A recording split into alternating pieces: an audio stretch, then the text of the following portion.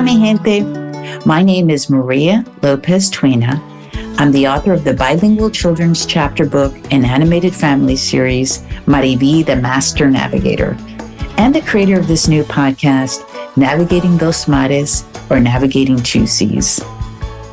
MariVi, the Master Navigator, was created for all immigrant families, but especially for children who are growing up with two cultures and two languages, navigating life for both themselves and their foreign-born relatives. This podcast, Navigating Dos Mares, was created to help us older kids or the adult children of immigrants better understand our childhood experiences and the impact that they've had on our lives. In the next 3 episodes, we'll be interviewing individuals as they share both their stories on growing up with two languages and two cultures and how they've used their childhood experiences as their superpower today. Thanks for joining our community. Bienvenidos. So our first guest is Tania Estefi, co-founder of Latina Approved. Welcome, Tania. Very excited to have you here.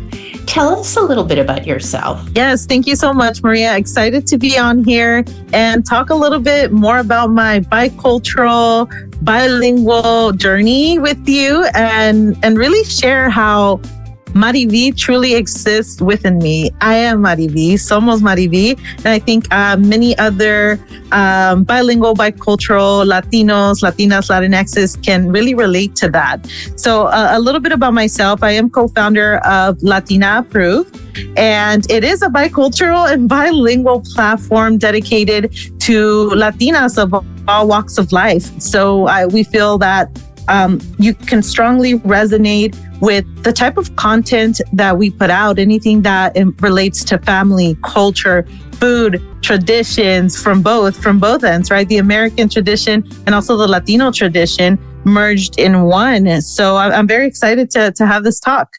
Thank you. And congrats to all of the great work you've been doing with Latina Approved. It's wonderful. So let's start with some of the events that happened in the first chapter of MariVi's book, School Crossing. She gets to school and some key events happen to her. And I just want to dive into this with you and see if you've shared any of these. So the first thing that happens to MariVi is that her teacher can't pronounce Maria Victoria de la Paz Abascal. So without MariVi's permission, she changes her name to Mary Paz. And I'm just wondering, have you had a similar experience or can you relate to anything like this? 100% relatable. So when I started reading that, the beginning and the part of the book, and also I was watching the YouTube videos, the series, which I love. I encourage everyone to check them out. So it's so motivating and you connect, you truly connect. And the way that I connected was because it took me back to the 3rd grade. And I clearly remember being it must have been 3rd grade or 4th grade, but I was a very shy student. Spanish was my first language and English I just learned at school. It wasn't something that, it wasn't my first language. My parents didn't speak English. I am the first U.S. born daughter from immigrant parents. So that's another factor that I related with MariVi. First off the bat, she's the first one born in the U.S., right? Right. So right off the bat, I'm like, okay, this is interesting. I can totally see myself within MariVi. And when it gets to the part that you mentioned where the teacher cannot pronounce her name, I had that experience. So my full name is Tania, right? My full first name is Tania. And I remember it was the first day of school and the teacher, non-Latino, non-Hispanic, was calling everyone by, roll call. And he gets to my name and he's like, Tania. And then he's like, Tania, where's Tania? And then I put 2 and 2 together. I'm like, Tania, that's me. That's me who he's talking about. But I did not correct him. I proceeded with Tania.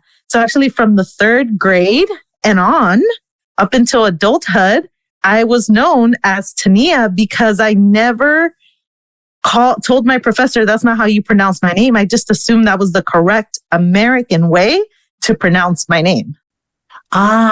So you didn't correct because you felt that was the American way of saying Tania. Okay. How did Yes. that impact you growing up? How did it change or alter your understanding of yourself?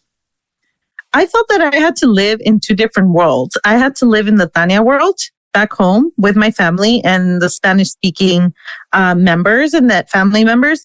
And then I lived in the Tania world where that was my school world with my friends, with my schoolmates, with my teachers. So I felt like I was in two different identities where at school it was fully English or at least trying to speak as much English as I could. And then there's also the Spanish, the Spanish end of things where that's all I spoke to at home was Spanish language. So I went back and forth with these two lifestyles, I would say. Wow, that is really a powerful story. And when did you decide to, this isn't the right term, come out as Tania? A funny thing, right? So when I came out to the American world as Tania, it wasn't until, and I'm a little, I'm a little embarrassed to admit it and share it, but it is the truth, right? Because as you're growing up, you're starting to really understand that you're truly living in this bicultural and bilingual world. And you don't know if you should embrace it or if you should just go, or just go with the flow because you don't want to correct it. And that's the type of confusion that I dealt with growing up. I'm like, shit, is this something that I should just let it be? But I always felt Latina. I always felt like I am Latina, but I may not be American enough, right? And I think it's something that a lot of children of immigrants probably deal with, where they feel like I'm not Latina enough, but I'm also not American enough. Where is the in-between? And we are the in-between. So even I remember I was probably 21 years old when I really started embracing the Tania side, where I said, you know what? No, my name is Tania. My name is Tania and not Tania. And that's really where I stopped using that name. So did you correct people that had been calling you Tania and say, that's not my name, and this is why you need to call me by my name? Or how did that roll out? I came to terms. So I have one part story, and then the other one is more of how I also learned to embrace the Tania side, because Tania was someone that, when I think back, it's someone that was shy, someone that wasn't vocal, someone that didn't really know, right? So I want to embrace and love that part of me as well. But really, and I let those people that call me Tania just call me Tania because it takes me back to those moments. But when I officially stopped using that name was when I was working, right? I was at work. I was 21. I was at my job. And there was a family emergency happening. And my brother calls my job at the time. And he calls, and mind you, everyone at my job called me Tania. They knew me as Tania.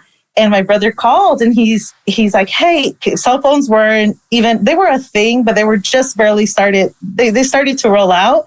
So, and we couldn't be on the phones at work.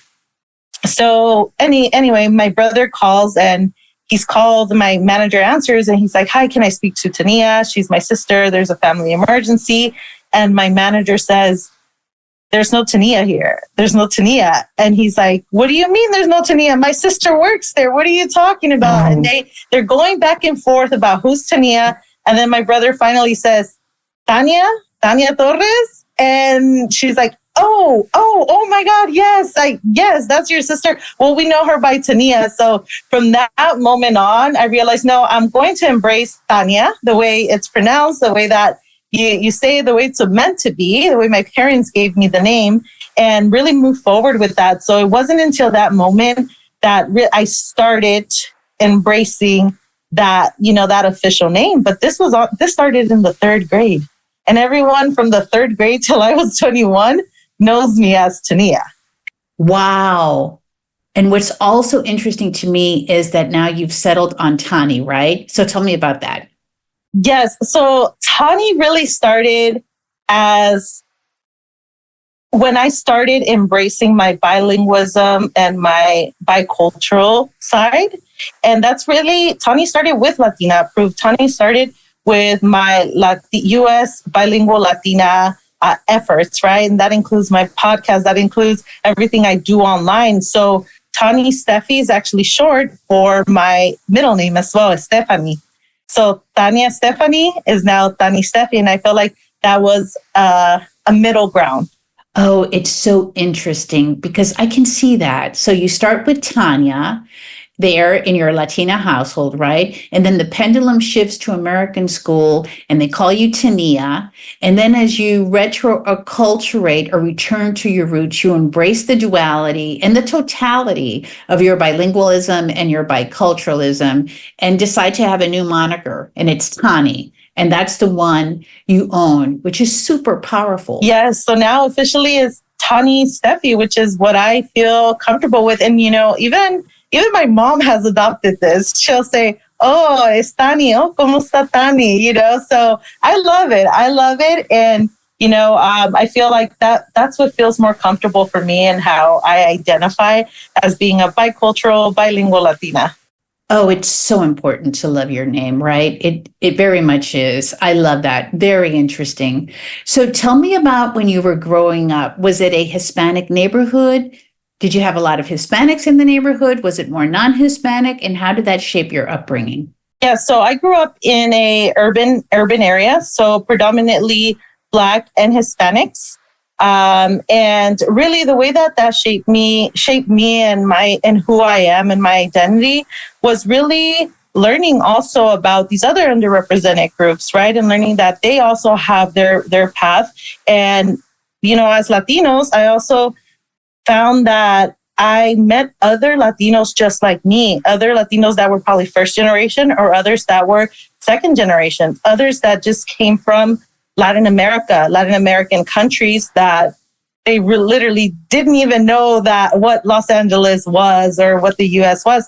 So it was interesting because one, I was in ESL. So that's where, you're placed if you do not speak English at all, and then you learn and you go from there. But then there's times where you're just thrown into the mix with all the English speaking students. So I think it was, now when I look back, it definitely shaped who I am today, and to really embrace where I come from and all the learnings, the cultural learnings that I've had.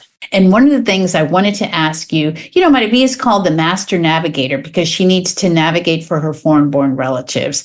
Can you think of any experience in childhood or even today, because we know it's a role that we play our whole lives, that you've had where you've had to navigate for your parents, for your foreign-born relatives?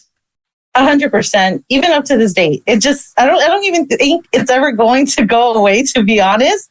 But ever since my parents knew that I could speak English, and that relates to also my brother and my sister, ever since they're like, okay, they are pros in English now.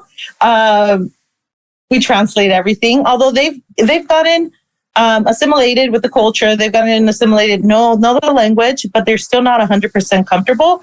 Up to this day, we're still translating for them. So if we date back to childhood, of course, I remember like my parents asking, "Hey, can you talk to them? Can you talk to the cashier and tell them this? Can you go with me to the bank?" Sit down with a banker at 10 years old. What do I know at 10 about bank accounts or about money or about any of those terms, right? But no, I was next to them. I was next to my grandma. Hey, go help me withdraw money at the bank. Okay, learning how to withdraw money at like 8 years old. Okay, grandma, this is what you do, right? And talking to bankers. So those are like the experiences that really stand out for me. And even up to this day, my parents always lean on us. And not to mention with the growth of technology, also comes another layer of where we've become their password holders. We've become their holders to everything technology.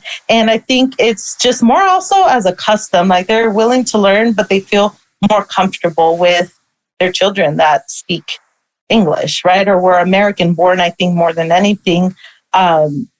But yeah, I would say up to this date, I can still relate to MariVi, right? Because she is that navigator. She is that translator for her parents as well. So seeing that through MariVi, I'm like 100% yo soy MariVi. Like that's who I am. So yeah, it's really beautiful to see that. Yeah, I can relate to that, to the role of navigator. Do you think of it as a burden? Because I remember as a child that though this is a lot, I thought back then, right, this is a lot of work.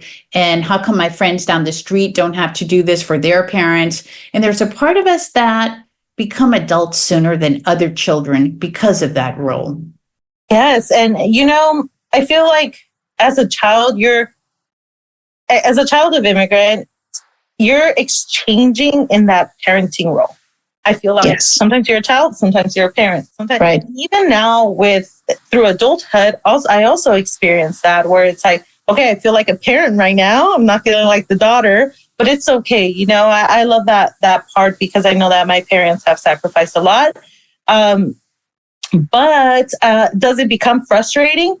Maybe in my early years. Yes, it did, right? Where it's like, oh, can you call and make a doctor's appointment? Can you read this bottle? What does this bottle say? And, even as a preteen and as a teenager, of course, those are moments that I roll, right? I roll. But I've never said no because I also understood, even at a young age, I also understood to a certain extent that they did needed this. And if I didn't do it, then who else would do it? And I trusted myself to probably do the best job for them in translating something. So, and even now in adulthood, now that my parents are getting older, it's okay. It's okay. But yes, as a preteen or a teenager, I did find myself, and not to mention as a 7-8-year-old, you're at the bank, you're at the doctor. These are serious conversations that you need to navigate and translate accurately. That's right. That's right. The risk of not doing so accurately is great. So it can be turned into a big financial burden if you get it wrong for the family or what have you. One of the things that MariVi experiences is because her household is so Hispanic or Latino and her neighborhood is so American, there's a huge cultural dissonance in what she's being taught at home versus the reality of the society she's being raised in. Did you have any culture clashes with your parents over the American way of life and the Latino way of life? 100%. And just in the terms of the different mentality, right? Of the different, and that comes with culture, where they came from El Salvador, a collective country. And here in the US is more individualistic. And I feel like that was the main conflict there, because although I can identify with both, actually, sometimes I feel we might just get categorized in one, maybe because I am a US born American. But no, the reality, there are things that I identify as being collective, like family, a unit, making decisions together. That's all ran through my family. Like before I even make a decision, I've already got my brother, my sister, my mom and dad's approval or perspective. Right. So we're maybe a full American per se in this sense. It's like, no, I'm just going to do it. I'm going to do it my way. Right. So I think I identify with both. But yes, there was a clash, especially even if digging up, like going even further, right, in the different layer, where I grew up with a brother that he's a year older than me. And I saw that he was able to do things that I wasn't growing up. But why? Because, those traditional values, instead of having like an individualistic mindset of equality, right, for both of us, it was more like, no, you cannot do this. He is a guy. So that's where we really bumped heads a lot and really clashed, because I'm like, but why? Trying to debate and trying to teach them about it. But why can he do this? Why can't I? So I think like that comes with that cultural difference and growing up and me not understanding why they're this way. Up and now I understand. Now as an adult, now that I've immersed myself in really understanding their background, their culture, and really understanding who I am, it's more clear to me now versus what it was back then. Yeah, absolutely. I mean, I definitely remember. I think one of the issues we have as children is we don't have the terminology nor the lexicon to say, oh, you're attacking this from a collectivist angle. I'm being raised in an individualistic society and school, and you don't have those words. You don't even understand what they mean. You just know that it becomes an emotional battle, and it's just pure emotion, right? And that's one of the reasons, to be honest, why with the podcast, at least the storytelling part, I wanted it to be very rational, because that's what's lost when you're a child. It's much more emotional. The whole experience is much more emotional. And the clash of cultures is very real. And until you understand it and can have an adult conversation with your parents, about how they were looking at life and how you're looking at life and the lens that you're seeing things through, until that happens, things don't get mitigated. You kind of have to have that conversation.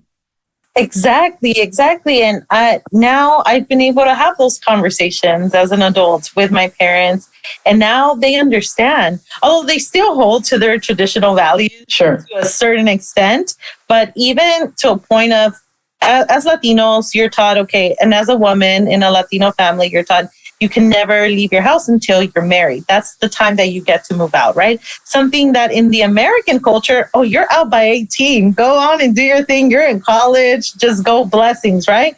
Not a Latino parent. I struggled so much just to move out of my parents' house at the grown age of 27, right? I was 27 and I still struggle. I still feared telling them that I wanted my own apartment. Yes. I feared telling them, and it took a lot to build the courage, and they didn't understand. They're like, why are you wasting money on rent? Why are you leaving us? Like, this is not right. So true.